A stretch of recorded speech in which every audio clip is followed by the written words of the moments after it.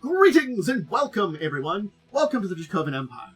Grab my hand as we head through our plane shift across the universe. We're once again heading to Golarion. Yes, the planet, the world setting of the Pathfinder role-playing game system.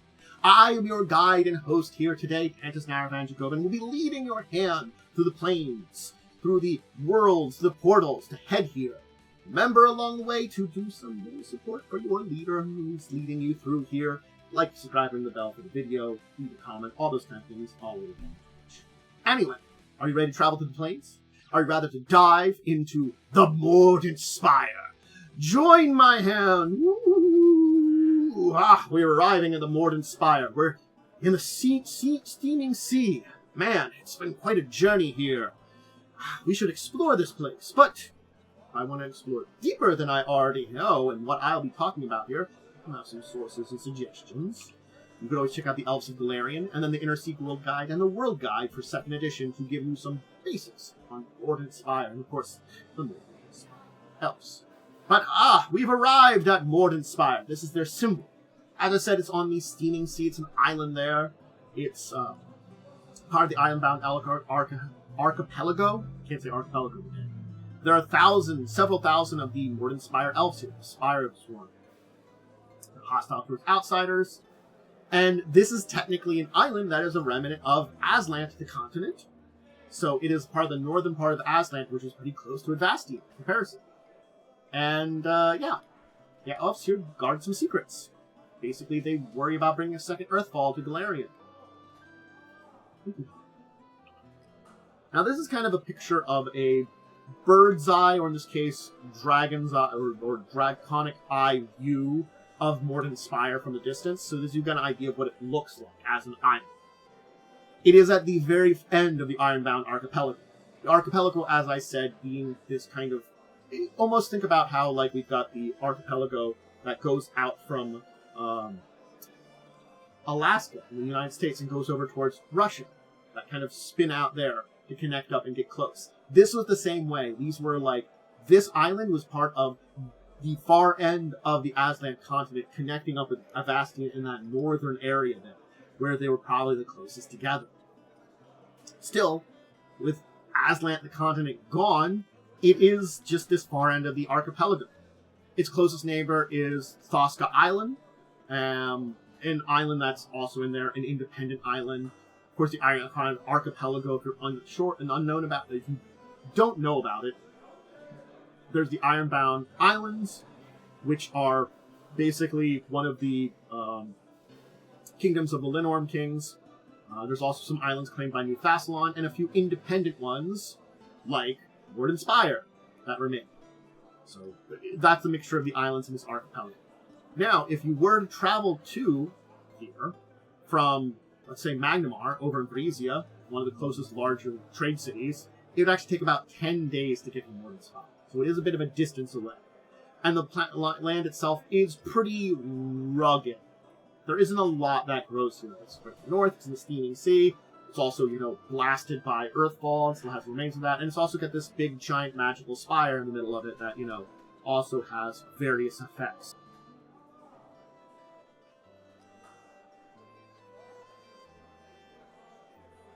Anyway, let's talk about the history of it here, and, well, this here, which is a representation of a dead god? See, Mordant Spire has existed from before Earthfall. That's the thing you have to keep in mind. It's an ancient island. Before Earthfall, it was a complex of towers and observatories used by the elves of Selumvernia for the dual purpose of studying the moon and keeping powerful magic away from the Aslanti civilization. Hey, the elves from Castroval, they come here, they make themselves homes at Golarion. They were getting along with the locals pretty much, but Aslanti not great. Again, their original purpose had been to oppose the machinations of the Golthus, but basically, when humans rose on Aslant with the support of the Veiled Masters, well, they might oppose them as well.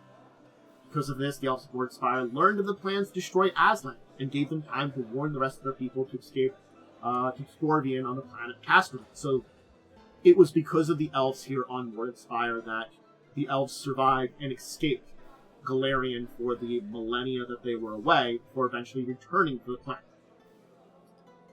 As the meteor called by the Algolthus approached, the Aslanti lunar goddess Avasian died attempting to halt it, and fell to the earth at the site of the observatory. It destroyed it, and she became very deep beneath it. A twisted vine-like spike rose from the spot where she fell, created by the god's spirit, drawn upwards in an attempt to move on to Pharasma's boneyard for judgment. So Mordant Spire is the corpse of a goddess, a moon goddess who died stopping a planetary catastrophe. Pretty cool. There was 2 gods that died. She was one of the 2. When the elves eventually returned to Golarion in 2632, over 7,000 years later, they discovered the spire rising from their old outpost on the Mordant Island and named it Mordant Spire. The entire island became that name. They found that the structure whispered to them in the voices of the slain goddess and gave them strange visions, and settled the island soon after. Great idea! The haunting voice of a dead goddess is giving us stuff. Inspired by those voices and unsettling visions, they discovered a sense of purpose and began to see themselves as the successor to the Aslan. Taking residence in the tower, they secluded themselves from the outside world, taking claim to the shattered continent. Their guardianship served 2 purposes: to safeguard their claim of this land, and to prevent humanity from rediscovering the immense power and dangerous arrogance that led to the catastrophe known as Earthfall. Basically, they see the arrogance of overcoming the machinations of the creatures they had already fallen to as a source of this entire thing of badness, and don't do that. That's the basic of it. So here's a Mordant Spire elf. A Spire Sphere. With all their isolation, they're still few in numbers. They're secretive, they're xenophobic, they're even strange to other elves. They often they refuse to speak any language other than Aslanti. They wear these elaborate wooden masks whenever dealing with outsiders, and will change the subject, stop speaking sentence, kind of cock their heads as if listening to a voice from somewhere else. On their island, they're self-sufficient. They have, on the rocky beaches and floating platforms anchored to the seafloor, they have kelp beds and fish farms. Basically, outsiders are only likely to interact with these elves, only if they break their rules against exploring Aslanti ruins, in which they can find themselves bested by elven warriors who patrol the region in rune-carved vessels, and skim the ways fastest in ordinary ships. Trespassers have their treasures from the Aslanti confiscated, and mines light with magic. Yeah. That's a basic of the Mordant Spire elves. I have talked about the Mordant Spire elves a little bit much, but the other important thing here to talk about is the Amaranthine Council, the governing council of the Mordant Spire. They're a ruling council. They have absolute power. They are confined within the tower. Its members have a distinctive trait where purple vapor seeps from their vacant eye sockets. That sounds wonderful. They work towards the isolationism normally. But in recent years, things have shifted. Basically, there have been larger Algolthu dangers that are being seen nowadays. The Algolthu have been basically maybe re-emerging after these 10,000 years as a force to be reckoned with. And so the Amaranthine Council does see it necessary to start working with others to face this.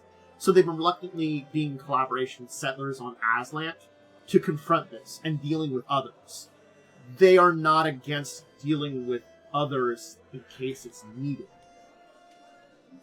Beneath there's the listeners who maintain residence in the vigilant halls situated near the apex of the tower, resolving communications with the tower spirit, and in using enchanted seawater lenses to observe the remnants of Aslan. The Mordant Censors are the warriors and spellcasters and deal with threats. There are diplomats that caution foreign nations to keep their distance, and they do have diplomats.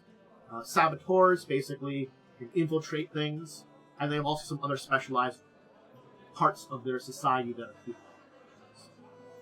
keep all those in mind. And it is also important to note that they do deal with some outside folks. They aren't completely outside of dealing with others here at Mordant Spire. Aquatic elves are ones because they live amongst the Aslant ruins, the ruins of Aslan the Empire. They can get along with them. The merfolk in those regions, certain other elves, the Crying Leaf elves. The Pathfinder Society has a deal with them. So you can get into the area, possibly through the deal that's been negotiated with the Absalom's Pathfinder Society. Basically, through that Grand Lodge, the most recent meeting being 4711, they have a deal to basically get out certain lost treasures from Aslan. It's probably a little bit more monitored so you don't bring out anything particularly dangerous, but it is a possibility working with Pathfinder Society to be able to go on past Mordant Spire's watch to explore the old time. And of course, their enemies will be a goal. Keep that in mind. Now, what else is around this place? Well, there's an elf gate. That's one of the major things here. I mean, the island is dominated by the massive vine-like tower with its rocky beaches. And they have those floating platforms for their various seabeds and stuff. But the big thing that they do have here is an elf gate that connects with distant Keonin. Does it function? Hard to say. It originally did. It was connected to Keonin, but it seems as though the Mordant Spire elves and the elves of Keonin neither have any interest in using it or finding out if it still functions or needs repair. But an elf gate is there nonetheless, and it does prove there is connections between them still. There are also some unique creatures that are left in this area. There are some very aquatic versions of some oozes that exist in the region. Kind of wander around the sunken Aslant, and basically the Mordant Spire elves kind of leave them in place just because, anybody exploring, especially aquatic areas or going below the water to get into ruins might run into something that would take care of you if they don't. So, yeah. But that's the basics of Mordant Spire. The island. And to a degree, the Elfster Society there. I didn't go fully into depth about the Spire Sworn. To a degree, I went over some of the basics of them. But my idea here for today was talking about the history of the island and what's there more than the people that are there. Yes, in a lot of ways, the Spire Sworn, Mordant Spire Elves, are the people that are there. Are the island itself. They kind of define what Mordant Spire is in a lot of ways. But I've kind of talked a little bit about them elves before. And, I went over some basic good information here about them anyway, so hopefully you have enough on their idea. Mordant Spire is another connection to a lost continent and to a lost civilization. They are a people that, if you're going to Aslan, you're going to have to deal with them. And even if not, they probably know some great secrets and stuff. But can you negotiate with them? I don't really like outsiders. Even other elves. So it's a interesting group to talk about. An interesting group to look into. But Gothu possibly being a threat again, maybe them opening up to the world a little bit more will occur. They aren't foolish enough to know they can take care of the problem on their own. They know that they will probably and most likely need assistance from the outside. There might be some changes on the front. Not major ones. But at very least, there's an old Golfu problem. Especially you have. Maybe talking to the Mordant Spire people would be possible. And they might be willing to help you. Alright, everybody. I'll leave that there. I thank you for joining me. If you want to see me more, I have schedules up on Discord, Twitter/X, and YouTube. These are up on my social medias, Discord, Twitter, and all that kind of stuff, Twitter/X. The schedule gives you when I am live over on Twitch, when I upload stuff on YouTube. YouTube schedule is pretty exact. Twitch schedule is a little more flexible because of life stuff. But generally speaking, no matter where you're joining me, it tells you where to do it. Again, all that social media, I usually put other stuff other than scheduling, tactics, little life upgrades, and that kind of stuff. I do like the kitties. Remember to check out some of my other stuff, Pathfinder 1st Edition. I run a game of it Wednesday nights at 8, Crimson Queen. Close to the end of that game. I'll be doing more games in the future. Discussing Tabletop Saturdays at 6. It's my talk show, podcasting kind of thing where we talk about news of the week. keeper discussion topics on tabletop. I think that's all the things I have to shout out. Remember to do the liking, subscribing, ringing the bell, commenting. Have you dealt with any Mordant Spires or Spire Sworn or anything like that? Mordant Spire elves in any of your games? Or do you have a good idea for dealing with them? Or maybe inspiration to have a character have something connected to them? There's a lot of things. There are Mordant Spire there are basically half elves. There are Iuvarians that are descended from Mordant Spire elves. Half elf of the Mordant Spire does exist. So keep that in mind too. So it's not like they're complete isolationists too. Anyway, alright everybody, I'm gonna get going. I'm gonna hang out with Twitch today to do some more things, and until the next time we chat, hang out, talk about Pathfinder or some other topic, I bid you all a deep and wonderful farewell.